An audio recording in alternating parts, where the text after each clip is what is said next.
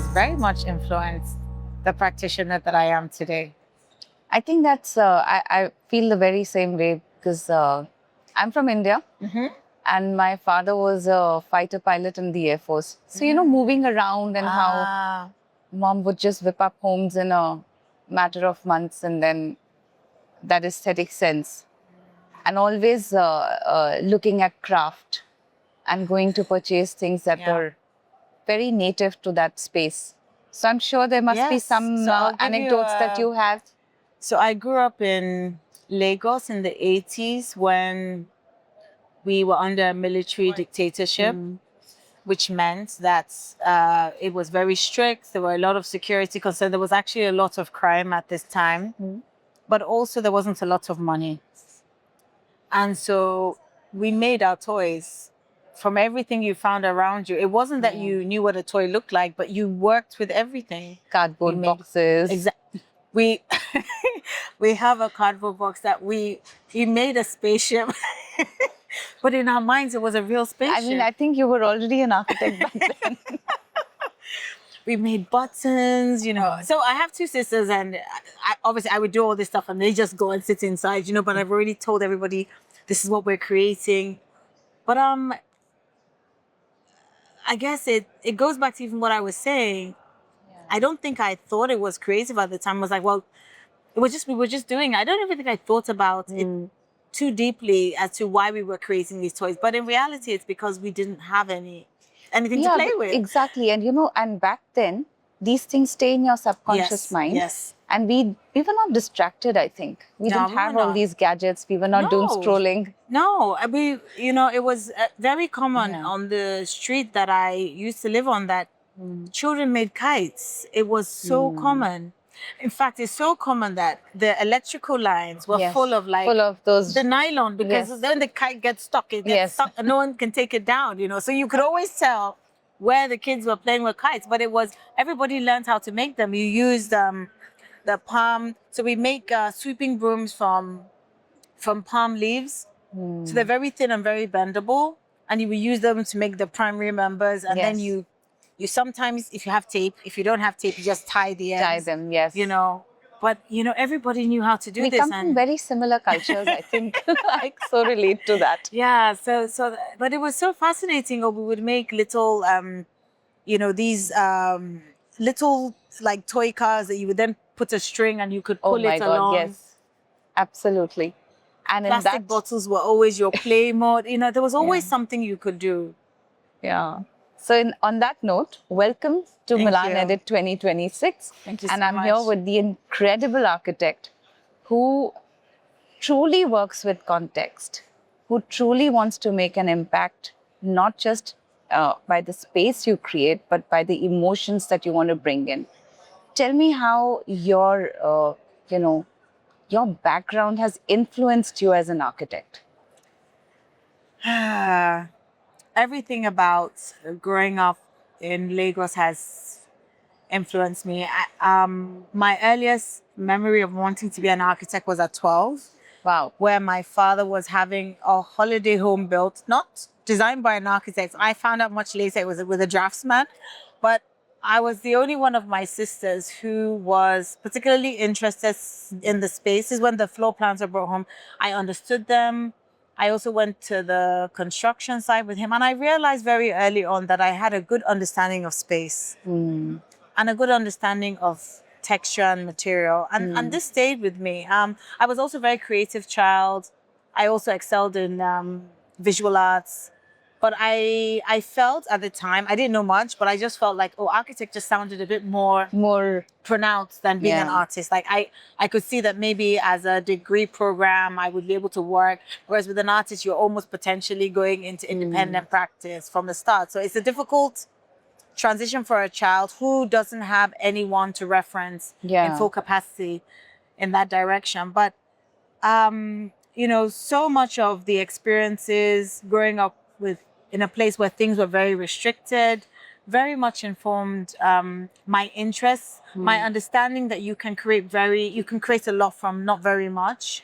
These were all very subconscious. I guess after training and then coming back to practice, That's this subconsciousness then came to the foreground, because then I was able to start to find ways to implement and create spaces that maybe I would not have had a freedom to kind of access if I hadn't grown up knowing what it means subconsciously to live within limitations.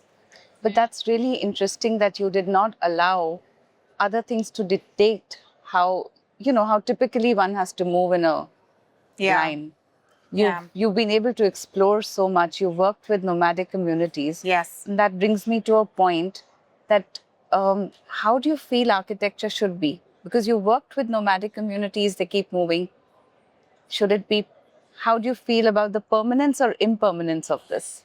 I feel very strongly that architecture should be a reflection of life and not the other way around. Architecture should not dictate life. The irony is that so much of modernity and the way we live today has been about a dictation. Totally, yeah. A dictation, not just in the local context, but a dictation from external forces of colonialism that influence and told us that this is the correct way to live. This is the best, why to live, how to live, where to live. But human history has not always been this. Yeah. And let's just say the last 400 years got us to this point, but it's the last 70 that has fixed it, has really cemented it. But it's not the only way. It's not the only Human way. civilization is far extended beyond this. It's ironic how we believe that this last 70 years is like the beginning and end of the world. Exactly. There was a time before this, but we very rarely reference it. We very rarely reference the cultural understanding of those times, the way people lived, how they dressed, their interactions. We have just been fixated on the last 70 and this is the way it is and this is how it needs to move forward. But the reality is that it's not sustainable and it has created so much of the problems we have today. And I feel very strongly that we need to rethink our positioning now for the trajectory into the future. And it comes with a respectful plurality. It's not a singular narrative. There is no one solution. When you look at cities all around the world, they've almost started looking similar. Yes. There is not one. Earlier, there was evidence of cultural heritage, rootedness. And now even that is kind of disappearing. Even back in India, it's disappearing. You go to major cities and in one go, they look the same. So what would you suggest to a beginner who is, in this era already where the damage is done? What would you advise a newcomer how to go back, research, rethink on their projects? It's so important. I think globalization did a lot of good and also has done a lot of bad.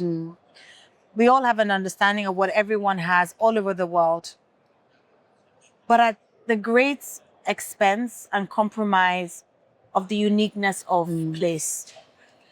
A young designer now still can find evidence of what worked contextually, what worked traditionally.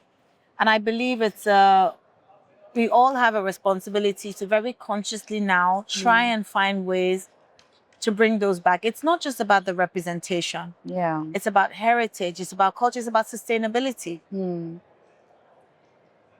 Traditionally, the buildings that were built before the advent of modernity worked with nature. They were never about destroying. Man understood that we were one of many species that were living in a symbiotic kind of relationship. But where we are now is very much like we have dominion and we can do what we want. Ironically, with finite conditions. It's generationally, another 300 years, they will say, what were they thinking? Exactly. And we behave as though we are invincible. Which is just not the case. Yeah. It's not the reality. And as we get closer and closer to the edge of the extreme of what can the damage we're doing, it's going to be staring us in the face. And if we really think back, there were things that worked. Yes, the reality is that we don't live that way anymore. It's like, if I think of a village in Africa 400 years ago, I don't go to the farm. I don't fish, so and I don't live that lifestyle. So the reality is we do need solutions for today, but it doesn't mean that we cannot find answers in the past or in tradition.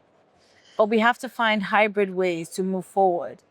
And so much of our identities as different groups, different ethnicities, different cultures is rooted in that tradition. And psychologically, beyond the notion of sustainability, those values of identity and cultural reference are important to people. Absolutely, absolutely. And I think if small communities also start rethinking amongst themselves, Yes. there can be a change going forward. Yes, I don't think this is going to be a quick solution. I don't think it's going to be slow, very slow. But if there are enough pockets of interventions at cellular scales, it will eventually amalgamate to something significant. But I already think it's happening because we already, maybe the last 7-8 years, there is a consciousness of cultural celebration and identity. That in itself is already a sustainable movement because it's showing that the convergence that happened with globalization, it's great, but people are also like, okay, but what else is there? What else makes a space unique? Why do we all have houses now that irrespective of where you live, they all look the same?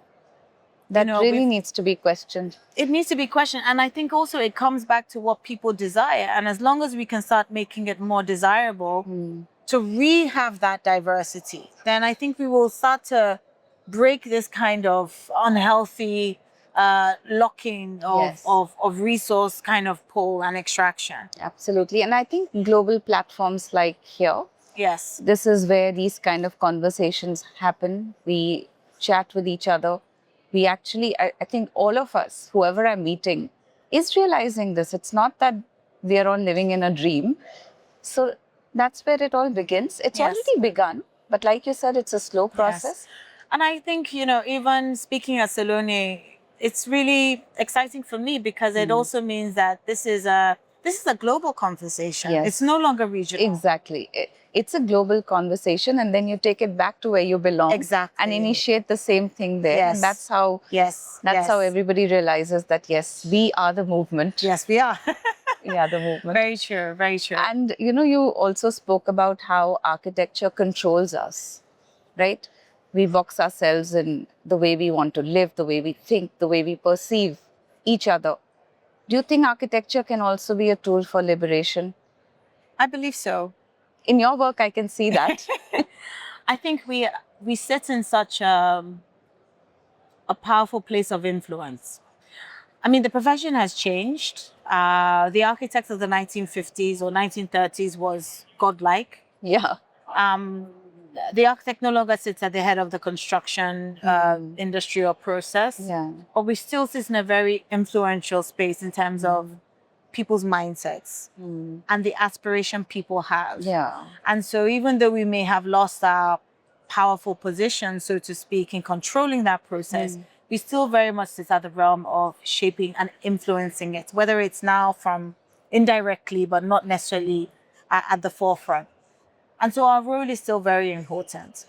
And we have to make sure that we take that responsibility very seriously. I agree. And if there was an intangible element that you could infuse, or which you actually infuse in your work, what would it be? An intangible element. That's very philosophical. Oh gosh. Honestly, I think it's aspiration. I would say aspiration. I want and I hope that I continue to create the kind of architecture that will inspire people to live and do things differently. How lovely. And on that note, it's a wrap. Thank you. I think I had a beautiful conversation with you. Thank you so much. Thank you so much.